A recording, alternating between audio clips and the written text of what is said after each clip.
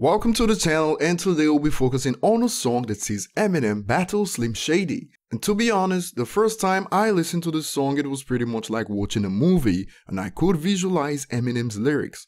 Eminem has described himself as a modern day Shakespeare, and if you've seen the movie Birdman, you'd realize that it shares some similarities with how Eminem and Slim Shady coexist, and is quite similar to this song. My Darling is one of my favorite songs on Relapse, and the events of this song occur after Eminem tried to abandon Slim Shady in When I'm Gone. If you're new to the channel, remember to subscribe and turn on notifications, and now we begin. Eminem starts the verse by talking about the current state of the rap game that saw the rise of other white rappers, and based on Slim Shady's reputation in the past, fans may have expected Eminem to have a go at these rappers, but Eminem clears it up and states Paul Wall and Bubba Sparxxx are dope, and this is where we get the first hint that Slim Shady is standing around somewhere waiting to step in. Nope, Paul Wall is dope, so's Bubba, so Eminem has compared himself and the effects he's had in the rap game to that of Ali, and in the next bars, Eminem gives us details on how he takes out his competition in the rap game. He likens it to the rope-a-dope, which is a strategy Ali used by hanging at the ropes to get his opponents tired on purpose. He would get hit, but protect his vitals until his opponents tire out, and the Ali Shuffle was a showboating move and involved quick movements of the feet back and forth while standing at the same spot. Eminem also adds that he plays possum with his opponents, which means playing dead to confuse his opponents, and playing possum is also a description of how Slim Shady goes dormant once in a while until it's time for that deadly counterattack that destroys careers. At exactly the 1 minute 23 second mark, Eminem states, 1, 2, 3, 1, 2, 3, 1, 2, 3, that ain't the hook, now follow me. This translates to 666, the number of the Antichrist, and Eminem implies that that's not the point, since that in the hook can imply that, so he's not talking about the devil, and since Eminem just exceeded 16 bars, he's also saying that it's not time for the chorus yet. And towards the end of the verse, Eminem is just about to go to sleep, and Shady speaks to him and says come nearer. Remember that this song started with Eminem yawning, so this makes perfect sense. The second verse starts and Slim Shady is not going to be ignored by Eminem this time, and even laughs at Eminem as he suggests that Eminem dyes back his hair to blonde. Of course, Eminem tries to get Shady to go away but doesn't succeed. Shady even tries to get Eminem back in the frame of mind that pushed him to create the alter ego.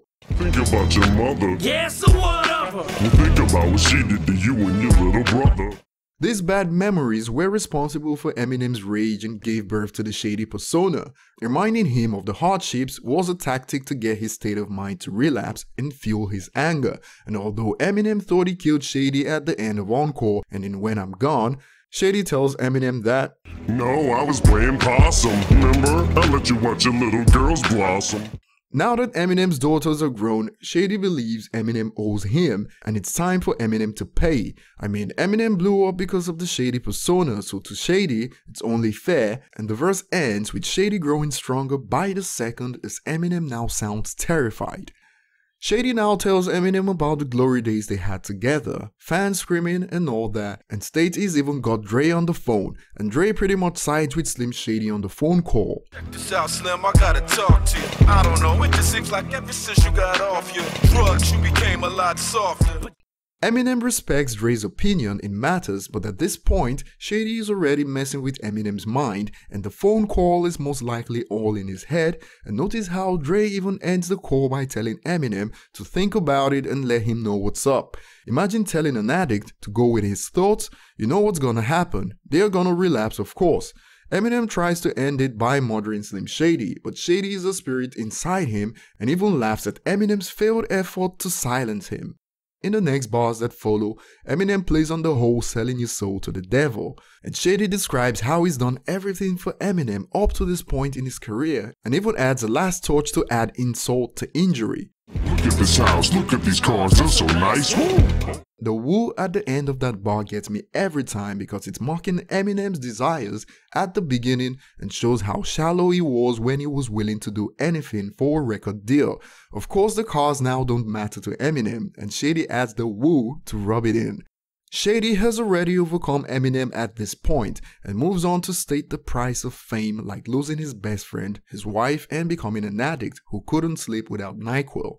So in the battle between Eminem and Shady, Shady wins, and you can hear the chainsaw revving up at the end of the verse. Marshall, no one's gonna love you like I do. For those that believe the voice is the devil, this is the same voice on the Slim Shady intro on the Slim Shady EP, and the bar about 1, 2, 3 in the first verse is also a hint that this is not about the devil, but rather Slim Shady.